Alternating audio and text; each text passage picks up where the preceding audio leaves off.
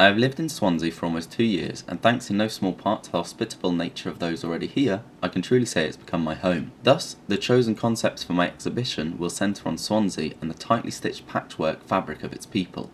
The first inhabitants to the area were the hunter-gathering nomads, who repopulated the British Isles as the glaciers receded at the end of the last Great Ice Age. Evidence of this is housed in the Swansea Museum. Parts of a male skeleton dyed with red ochre, known as the Red Lady, found in Paviland Cave, date back to around 34,000 years ago. Swansea's history is filled with new people arriving to the area, adding to its vibrant and colourful population, which rose steadily to around 20,000 at the start of the 19th century, then rapidly to over 220,000 in the following 2 centuries. During the Industrial Revolution, Swansea becomes a major industrial exporter, and though the steelworks in Port Talbot still exist, little else remains of the once thriving heavy industry within the city. After Nazi bombing mostly flattened Swansea, much of the old town was lost. Today, the Swansea district is shaped mostly by agriculture, tourism, and the large number of students supporting its thriving nightlife. Naturally, the city has taken up status as a city of sanctuary, as the area seeks to export and embolden its culture of welcome and hospitality within the communities across the UK,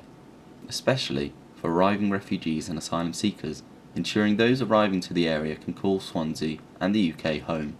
I began by looking for sites across Swansea suitable for 4 to 5 students to host exhibitions, with the aim of celebrating the vibrant community and the warm and welcoming disposition of the people in Swansea.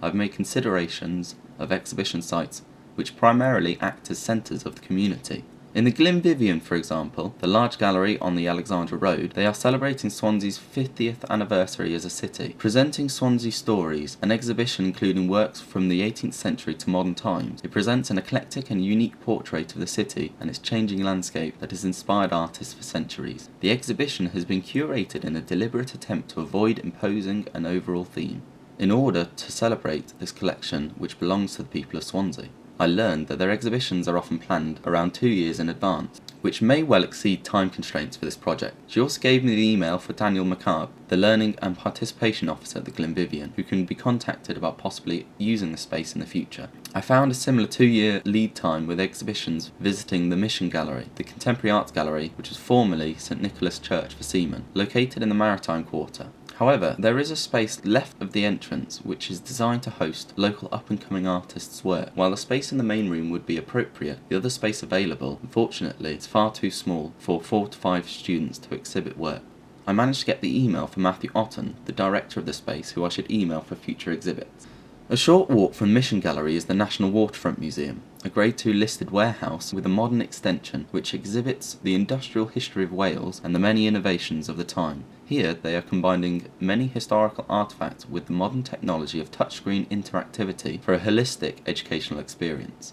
The site does have 2 areas which are suitable for exhibiting work. The White Wall, which is a more traditional space for exhibition, hosts local artists, and the colonnade in the older section of the building, which currently hosts the textile group Itchy Fingers and their tapestry-like pieces. I was given the emails of 2 people, Ian Smith, the curator of modern and contemporary industry, and Jacqueline Roach, the exhibitions and programmes officer.